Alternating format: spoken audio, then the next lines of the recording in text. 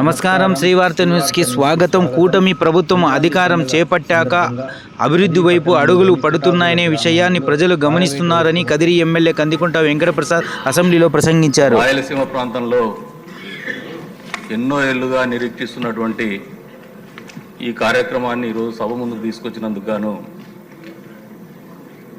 మంత్రి ఫారూక్ గారికి, అదేవిధంగా పెద్దలు గౌరవనీయులు రాష్ట్ర ముఖ్యమంత్రి వర్యులు చంద్రబాబు నాయుడు గారికి మనస్ఫూర్తిగా ధన్యవాదాలు తెలుపుతున్నాం. అధ్యక్ష,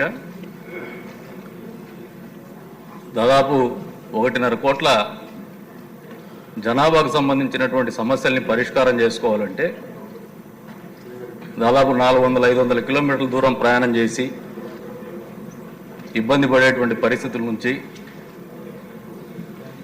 ఒక మంచి ఆలోచనతో ఈ కార్యక్రమం ముందుకు తీసుకొచ్చినారు అధ్యక్ష.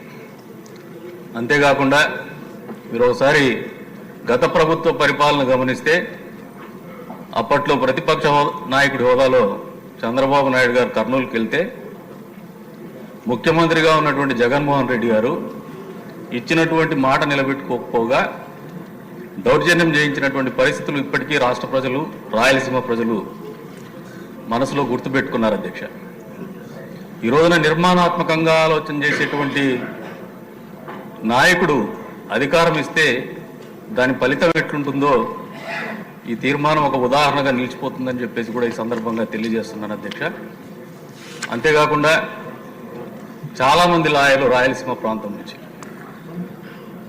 టాలెంట్ ఉండి కేవలం ఒక కోర్టే ఉంటే అక్కడ ఫ్రంట్ లైన్లో ఉన్నటువంటి సీనియర్ అడ్వకేట్స్ దగ్గర కట్ట పంపించి వాళ్ళే వృత్తిని కొనసాగించేటువంటి పరిస్థితుల నుంచి రెండో స్థాయిలో ఉన్నటువంటి లాయర్లకు కూడా, రాయలసీమ ప్రాంతంలో ఉన్నటువంటి లాయర్లకు కూడా ఒక అవకాశం కల్పించడం అనేది ఈ కార్యక్రమం ద్వారా సాకారం అవబోతుందని చెప్పేసి కూడా ఈ సందర్భంగా తెలియజేస్తానని అధ్యక్ష.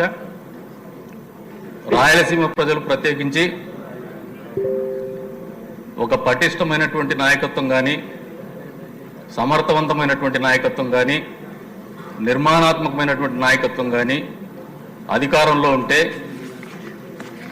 ప్రజల జీవితాల్లో మంచి మార్పులు ఎంత మేర తీసుకురాగలరని దానికి ఒక ఉదాహరణగా ఉంటుందని చెప్పేసి మరొకసారి తెలియజేసుకుంటూ ఈ రోజున ఈ సభ ముందుకి ఆ తీర్మానాన్ని ప్రవేశపెట్టినటువంటి సంబంధిత శాఖ మంత్రి ఫారూక్ సార్ గారికి, అదేవిధంగా పెద్దలు గౌరవనీయులు చంద్రబాబు నాయుడు గారికి మరొకసారి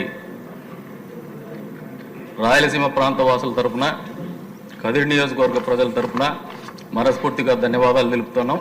అంతే స్థాయిలో న్యాయశాఖ మంత్రి గారికి మాదొక విన్నపం, ఏదైతే మీరు డీసెంట్రలైజేషన్ ఆఫ్ కోర్ట్స్ చేస్తున్నారు హైకోర్టు బెంచ్ ఇచ్చి, అంతే స్థాయిలో జిల్లా స్థాయిలో కూడా మీరు ఇప్పుడు మాకు అనంతపురంలో జిల్లా కోర్టు ఉంది, కదిరి కూడా దాదాపు 10 మండలాలు ఉన్నాయి.